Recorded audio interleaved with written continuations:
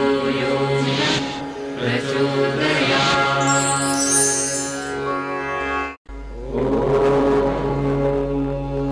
प्रिय दर्शकों नमस्कार। ज्योतिषी के कार्यक्रम में आप सबका हार्दिक स्वागत है। मैं हूं डॉक्टर एच एस रावत। इस प्रोग्राम में हम आपको ज्योतिष सिखाते हैं, ज्योतिष की बारीकियों की जानकारी देते हैं, ये बताते हैं ज्योतिष कैसे काम करता है और महादशा कैसे काम करती है, अंतरदशा कैसे काम करती है और प्रत्यंतर दशा कैसे काम करती है, सूक्ष्म और प्राण दशाएं भी काम करती हैं। जीवन में आज से कल क्या घटित होगा इसकी जानकारी भी मिलती है, लेकिन मिलेगी तभी जब आप लगातार उसके ऊपर सोचते रहोगे, लगातार कुंडली देखते रहोगे। कितनी बार ज्योतिषियों के सामने अनहोनी होती है, फिर उनके ऊपर कटाक्ष किया जाता है, अरे आप अपना घर तो ठीक करते नहीं, अपने बच्चों को तो पढ़ाते नहीं, आपके घर में ये तकलीफ है वो तकलीफ है, आप दूसरों को ठीक करते हो। लेकिन ये जो कटाक्ष है ये हर एक के ऊपर इंप्लीमेंट होता है। ये राजा के ऊपर भी होता है, राजा का भी वैवाहिक जीवन खराब हो सकता है, राजा के बच्चे की मृत्यु हो सकती है, राजा का बच्चा भी गुड़ खा सकता है, वो भी फेल हो सकता है, राजा भी अपनी पत्नी को त्याग सकता है। कितने देश के प्रधानमंत्रियों ने ऐसा कर रखा है। यह स्थिति तो एक सीए के साथ भी हो सकती है, और यह स्थिति तो एक इंजीनियर के साथ भी होती है, और यह स्थिति तो वकील के साथ भी होती है। वकील खुद टॉप का वकील होता है लेकिन फिर कोर्ट में फंस जाता है। यह स्थिति तो जज के साथ भी होती है, दुनिया का फैसला करता है लेकिन वो खुद जेल में चला जाता है। यह स्थिति तो डॉक्टर के साथ होती है, दुनिया के हार्ट का ऑपरेशन करता है लेकिन वो खुद हार्ट अटैक से मर जाता है। कारण इसका यह होता है कि जिस काम को जो व्यक्ति कर रहा होता है उस काम के प्रति उसकी लापरवाही होती है, नेग्लिजेंसी होती है, दूसरों के लिए वो अलर्ट होता है। कितनी बार टीम का कप्तान 0 पे आउट होता है और पूरी टीम को संभालने की जिम्मेवारी लेता है, पूरी टीम को डायरेक्शन देता है, यहां खेलो, ऐसे खेलो, वैसे खेलो, और खुद 0 पे आउट होता है। तो ये जो कटाक्ष ज्योतिषियों के ऊपर मारा जाता, जो ज्योतिषियों को बोला जाता है ज्योतिषी पहले अपने घर को ठीक कर लो, तो इस दुनिया में सभी के ऊपर ये इंप्लीमेंट होता है। कोई इस दुनिया से अछूता नहीं है। कितनी बार फिल्म का डायरेक्टर फिल्म बनाता है और खुद वो फिल्म में एक्टिंग नहीं कर सकता और दूसरे को एक्टिंग सिखाता है कि ऐसे एक्टिंग करो, ऐसे बोलो, ऐसे हंसो, और उससे खुद से करवा के देखो तो खुद नहीं कर सकता। इसलिए कई बार हम लोग कैजुअल वे में जब होते हैं तो नहीं देख पाते। हम जा रहे हैं, गाड़ी लग गई कहीं पर भी, अब कोई हमसे पूछे आप तो ज्योतिषी थे, मुहूर्त देख के चले।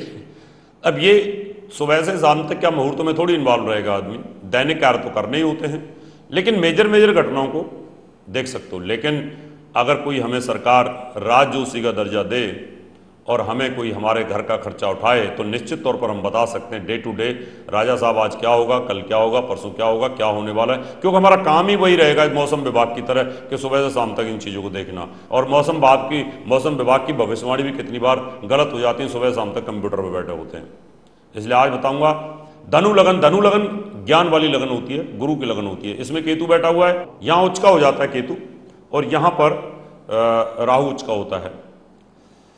फिर भी यह ध्यान रखना पड़ेगा, वैवाहिक जीवन में थोड़ा मतभेद हो सकता है। यहां पर बैठा है तो निश्चित तौर पर केतु आपकी आंखों के लिए तकलीफ दे है, परिवार के लिए तकलीफ दे है। यहां पर बैठा हुआ है तो भाई बहनों के लिए तकलीफ दे है। यहां बैठा हुआ है तो ज्ञान के लिए अच्छा है, लेकिन ज्ञान में भी आपको दुर्वासा ऋषि जैसी स्थिति बनी रहेगी, आपका स्वभाव बड़ा स्ट्रांग बना रहेगा। यहां पर बैठा है तो ऑपरेशन, हार्ट की प्रॉब्लम्स आना, अगर सूर्य मंगल में से कोई भी बैठा हुआ है तो हार्ट अटैक आता है, बच्चों को तकलीफ दो, चोट दुर्घटना लगती है। यहां पर केतु बैठा एक्सीडेंटल योग बनाता है। यहां केतु नीच का हो जाता है तो पत्नी की सर्जरी होना, ऑपरेशन होना तकलीफ देह होता है। यहां पर केतु बैठा है तो गले छाती में तकलीफ होती है। इधर केतु बैठा है तो फादर को हार्ट से संबंधित तकलीफ होती है।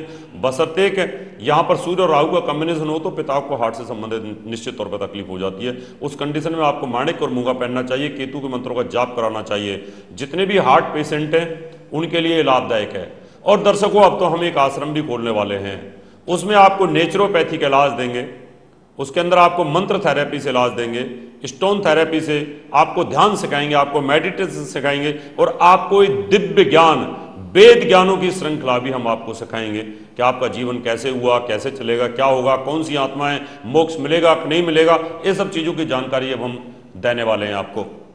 यहां पर आपका केतु बैठा है तो कैरियर के लिए थोड़ा अच्छा रहेगा, और यहां बैठा है तो विदेशों से लाभ के लिए भी आपका अच्छा रहेगा। अगर केतु आपका 12वें भाव में बैठा हुआ है तो यहां पर आपकी जो लेफ्ट आई है उस आंख की रोशनी या तो बचपन से खत्म होती ही नहीं है, पता ही नहीं चलता, लेकिन आंख देखने में दोनों बराबर होती हैं।